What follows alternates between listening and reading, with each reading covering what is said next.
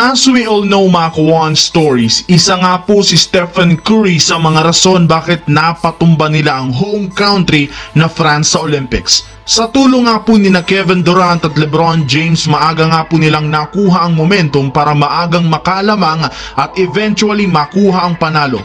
Ngunit ayon sa ibinulgar na report ngayong araw matapos nga po ang napakagandang laro ni Stephen Curry sa gold medal match kontra sa France, isa nga siya sa nirereklamo, and guess what, pinatest pa nga ito ng Olympic Committee para malaman kung gumagamit nga daw ito ng pinagbabawal na gamot. Well, tara-tarakain natin yan ngayon at pag-usapan ng balitang binastos ni Noah Lyles si Nikola Jokic. Pero bago yan, please don't forget to hit the notification bell at mag-subscribe sa aking channel. Ilang araw na rin naman nga po mga Kawan Stories ang nakakalipas matapos makuha ng Team USA ang gold medal.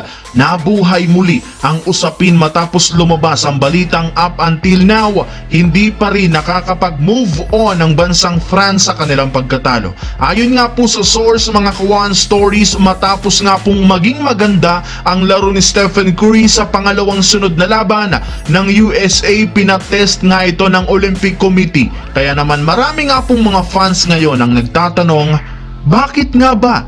Well, ang pinakarason dito ay ang nangyaring turnaround game ni Stephen Curry. Well, lingid nga sa kaalaman ng lahat, simula group stage hanggang sa quarterfinals, nag-average lamang si Stephen Curry ng 7 points per game. Kaya naman simula nga po nang magbago ang laro nito, napaisip bigla ang Olympic Committee kung anong rason ng biglang pagbago ng kanyang laro. Well, we can say hindi nga talaga pamilyar ang Olympics sa laro ng isang Stephen Curry, pero hindi na naman natin masisisi ang committee dahil first time rin naman nga itong naging parte ng Team USA sa Olympics. Isa pa mga Kawan Stories, normal na rin naman ito lalo pat hindi pa rin naman nakaka-move on ang host country na France sa kanilang pagkatalo dahil kay Curry. Sa katunayan ban na ngayon ang tinatawag na Curry sauce sa France. Dito pa lang alam na natin ang reklamo ng France sa Team USA. Kaya overall, hindi nga talaga pamilyar ang committee sa laruan